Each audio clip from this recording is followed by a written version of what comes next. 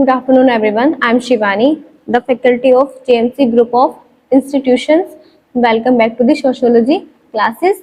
तो आज का टॉपिक सोशियोलॉजी की यूनिट नंबर 4 सोसाइटी से लिया गया है, जो जीएनएम और बीएससी नर्सिंग दोनों के सिलेबस में इंक्लूडेड है. So let's start with the topic introduction of sociology. तो चेंजेस क्या है? The word change, difference in anything observe over some period of time. यानी कि वर्ड जो चेंज का क्या मतलब है कि किसी भी पर्टिकुलर टाइम पीरियड में जब हम कोई डिफरेंस को ऑब्जर्व करते हैं, किसी भी चीजों में हम डिफरेंस को ऑब्जर्व करते हैं, वो चेंज है. यानी कि वो क्या है? बदलाव. यानी कि कुछ चीजों में जब हम अंतर महसूस करते हैं तो वो क्या होता है?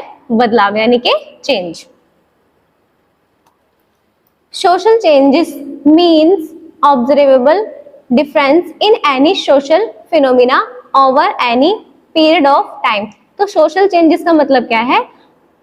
डिफरेंस ऑब्जर्वेबल, यानी कि वो डिफरेंस जिसको हमने ऑब्जर्व किया है सोशल फिनोमिना में किसी पर्टिकुलर टाइम पीरियड में, तो वो क्या है? Social change. यानी कि सिंपली सोसाइटी में होने वाले चेंजेस क्या होते हैं? Social changes. किसी पर्टिकुलर टाइम पीरियड में जो हमारे चेंजेस हो रहे हैं, जो बदलाव आ रहे हैं, जो डिफरेंसेस ऑब्जर्व किए जा रहे हैं सोसाइटी के अंदर, वो क्या होते हैं? Social change.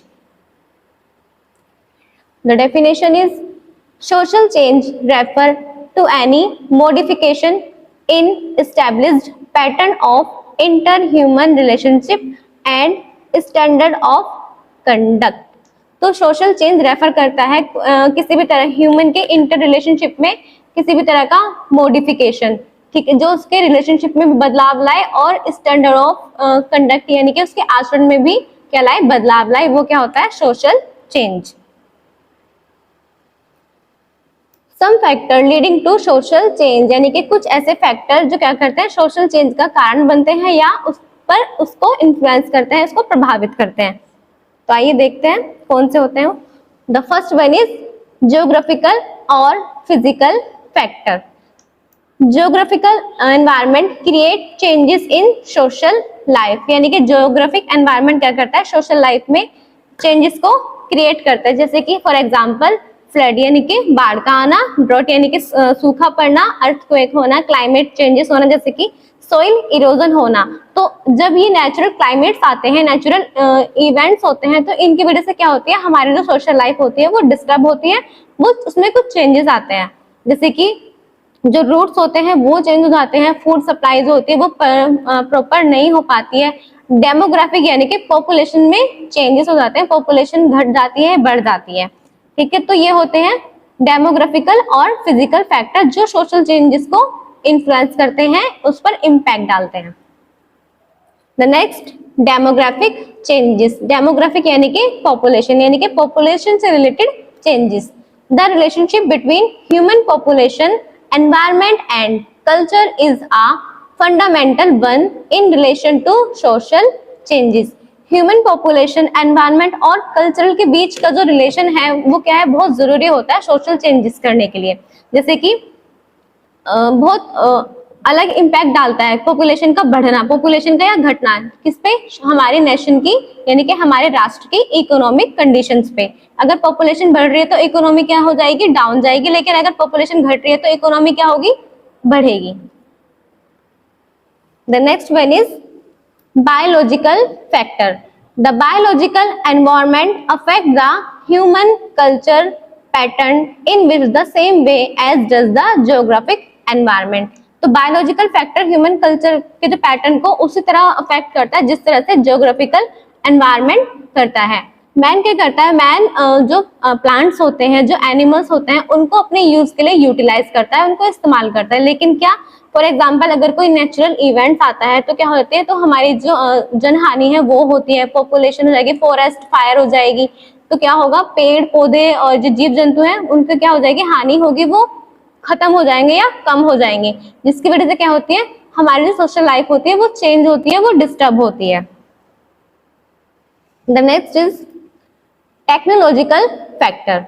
Technological refer to the body of the knowledge about how to adopt, to make use of and act upon physical environment and their material resource in order to satisfy human need. Technological factor का मतलब है जो human need को satisfy करने के लिए जो physical environment है या उसके जो मटेरियल है, मटेरियल रिसोर्स है, उनको अपने एक्ट के थ्रू इस तरह से अडॉप्ट करना, इस तरह से यूज करना, अपनी नॉलेज का इस्तेमाल करके, जिस तरह से कि वो हमारे सोशल लाइफ पे या फिर हमारे जो हमारी कल्चरल है, हमारे जो फैक्टर्स हैं उन पे इफेक्ट डाले अपना, ठीक है। यानी कि फिजिकल एनवायरनमेंट और उसके मटेरियल का हम किस तरह से उसका इस्तेमाल कर रहे हैं, वो होती है टेक्नोलॉजी। फॉर एग्जाम्पल जैसे कि टेलीविजन है, फैन है, इलेक्ट्रिसिटी है, ये सब क्या चीजें इन्वेंट की गई है ह्यूमन की नीड को सेटिस्फाई करने के लिए, तो ये क्या है, सोशल चेंज पे इम्पैक्ट डालती हैं। The next is cultural factor. Cultural play an important role in social change. यानी कि कल्चरल क्या है, सोशल चेंज में एक इम्पोर्टेंट रोल प्ले करता है। कल्चर क्या होता है, एक जनरेशन से दूसरी जनरेशन में ट्रांसमिटेड होता है, यानी कि पेरेंट्स से अपने चाइल्ड में ट्रांसमिटेड होता है या फिर ट्रांसफर होता है। फॉर एग्जाम्पल जैसे कि चाइल्ड मैरिज रेस्ट्रेंट, यानी कि कल्चर में जो चेंज आते हैं वो सोशल चेंज को बहुत इफेक्ट करते हैं। जैसे कि बहुत पहले क्या होता था, चाइल्ड मैरिज होती थी, लेकिन अब क्या हो गया, चाइल्ड मैरिज रेस्ट्रेंट हो गई है, यानी कि ये एक्ट आया है कि जो बाल विवाह है उसको रोका जाएगा। तो ये क्या है, ये कल्चर में चेंज आ रहा है जो क्या कर रहा है, सोशल चेंज को इन्फ्लुएंस कर रहा है। नेक्स्ट, प्रोस्टिट्यूशन एक्ट और उसके अलावा abolition of untouchability.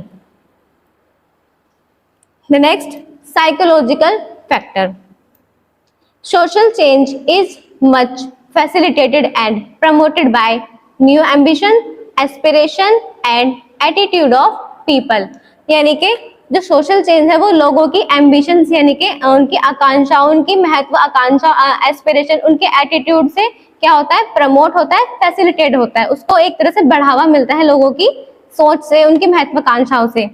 Dissatisfaction with the existing condition and facilities is common in this modern days.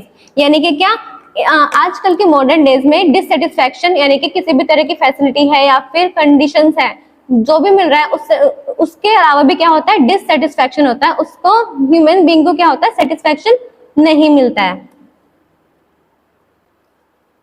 Political and military factor.